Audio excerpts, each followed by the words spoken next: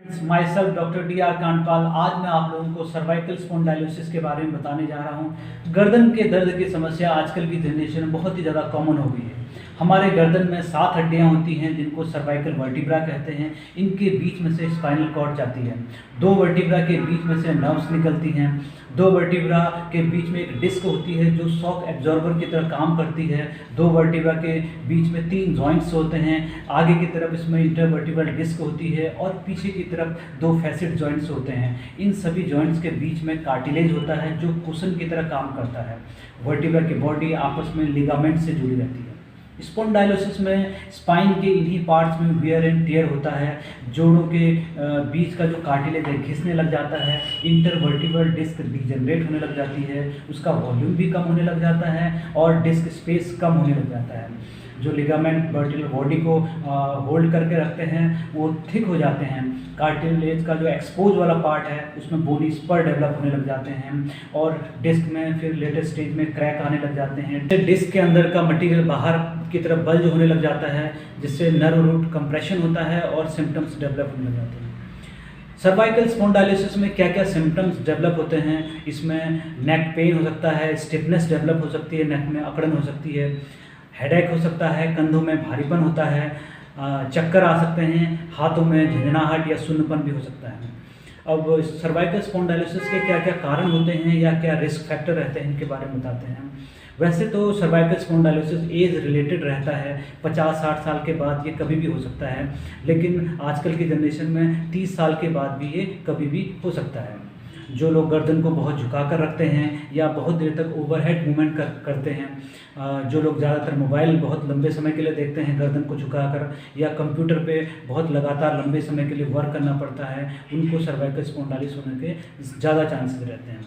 गर्दन पे चोट लगने की वजह से हो सकता है, ऊंचा तकिया लगाने की वजह से हो सकता है, सिर पे जो वज़न उठा के ले जाते हैं जैसे कंस्ट्रक्शन वर्क वाले हैं उनको ये परेशानी हो सकती है, या फिर जो झटके वाली सवारी या गाड़ी या बस में या बाइक पे बहुत लंबे समय तक झटके की सवारी करते हैं उनको सर्वाइकल स्पॉन्डाइलोसिस होने के सबसे ज़्यादा चांसेस रहते हैं। सर्वाइकल स्पॉन्डाइलोसिस की डायग्नोसिस हम कैसे बनाते हैं? मेनली इसमें हम क्लिनिकल एग्जामिनेशन करते हैं, एक्सरे कराते हैं, सीटी स्कैन कराते हैं, या फिर बहुत रेयर केसेस में एमआरआई कराया जा सकता है, या फिर हम माइलोग्राम टेस्ट इसमें कराते हैं।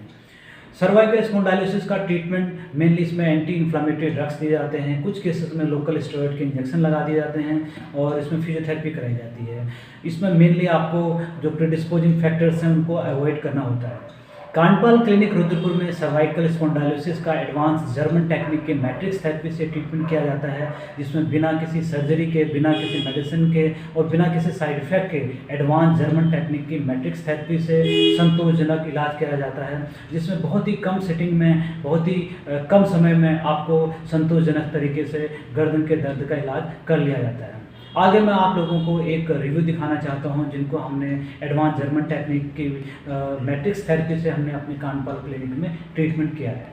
Doctor Divya as a consultant physiotherapist, हमारे पास पेशेंट बैठी हुई हैं। पूजा नाम है आपका, है ना? पूजा, आपको क्या क्या परेशानी रहती थी पहले? मुझे बहुत परेशानी थी मैडम, बहुत ज़्यादा। मैंने बताया था मेरे कंधे उठते नहीं थे, बहुत भारी हो गए थे और यहाँ से ये पूरा पूरा चेंज हो गया था मेरा पूरा पोर्शन। ये हड्डी में थोड़ा टेढ़ापन भी आ गया था और वो धीरे धीरे एक साइड को टेढ़ी होती जा रही थी। हाथ में जैसे रखती थी वैसे ही वो मतलब हाथ पैर सो जाते थे। मेरे पैर में भी दिक्कत होने लगी थी इसी वजह से, और बहुत दर्द होता था, कुछ काम नहीं कर पाती थी, वजन वाला भी कोई काम नहीं कर पाती थी मैं। सर्वाइकल की आपको सर्वाइकल परेशानी की थी? बहुत परेशानी थी मुझे। काम और करने में भी बहुत दिक्कत होती थी। गर्दन में इतना पेन होता था कि नीचे झुक के कुछ काम ही नहीं हो पाता था। लेकिन जब आपने बताया कि ये सर्वाइकल है और आप मैट्रिक्स थेरेपी लो, मैंने जब थेरेपी ली तो मुझे बहुत फ़ायदा हुआ काफ़ी हद तक। अब मुझे लगता है लगभग जैसे मैं पूरी ठीक हो गई हूँ। पहले पूजा काफ़ी परेशान रहती थी अपने पेन को लेकर, अब ये बिल्कुल अच्छी हैं।